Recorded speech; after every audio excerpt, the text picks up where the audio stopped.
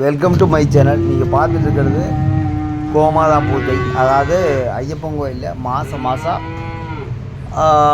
முதல் வெள்ளிக்கிழமை இந்த பூஜை நடைபெறும். அதாவது இந்த பூஜையில் என்ன பலன்கள்னால், குடும்பத்தில் துன்பங்கள் துயரங்கள் நீங்கும், சந்தான சௌபாக்கியம் இது நடைபெறும். அதே மாதிரி சுயமரம் கல்யாணம் நடைபெற ஆரம்பிச்சுன்னா அது நடைபெறும்.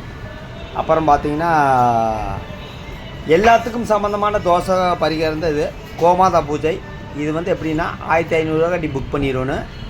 அந்த 1500 கட்டி புக் பண்ணிட்டீங்கன்னா முதல் வெள்ளிக்கிழமை, இது ஆனி மாதம், அடுத்தது ஆடி மாதம் நடைபெறும். மாதத்தில் முதல் வெள்ளிக்கிழமை தான் நடக்கும். குடும்பத்துக்கே ரொம்ப ரொம்ப நல்ல பரிகாரமுள்ள பூஜை தான் இந்த கோமாதா பூஜை. கோமாதா பசுவுக்கு பூவை அலங்காரம் பண்ணி, அதுக்கப்புறம் பார்த்தீங்கன்னா பொட்டலில் வச்சு பார்த்துக்குங்க.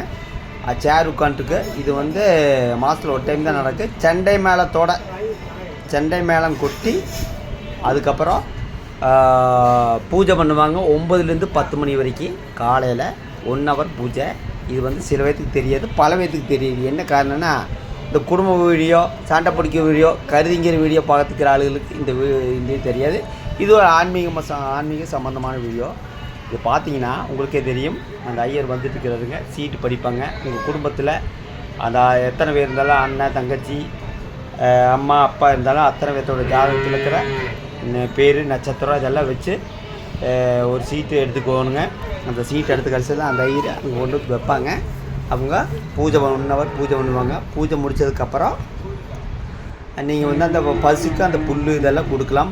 பசு குளிப்பாட்டி பூ அலங்காரம் பண்ணி வச்சுருக்காங்க. 4 விளக்கு பற்ற வச்சுருப்பாங்க. இப்போ பூஜை பண்ணிகிட்டு இருக்கிறாங்க. 1 ஹவர் நடக்கும். பூஜை முடிச்சோன்னா திண்ணீர் கொடுப்பாங்க. அந்த கிஃப்ட்டு பாயாசம், இப்போ ஒரு பல பொருள் இருக்கிற சந்தனம் குங்குமம் பாயாசம் இதெல்லாம் கொடுப்பாங்க. இது ஒரு ஆன்மீக சம்பந்தமான வீடியோ. குடும்பத்துக்கு நல்ல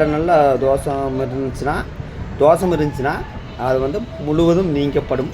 கோமாதா பூஜை, கோசாலை பூஜைன்னு சொல்லுவாங்க. கடைசியில் அந்த கோமாதா பூஜையினால் என்னென்ன பலன்கள் நான் கொடுத்துருப்பேன், நீங்களே பார்த்துக்குங்க.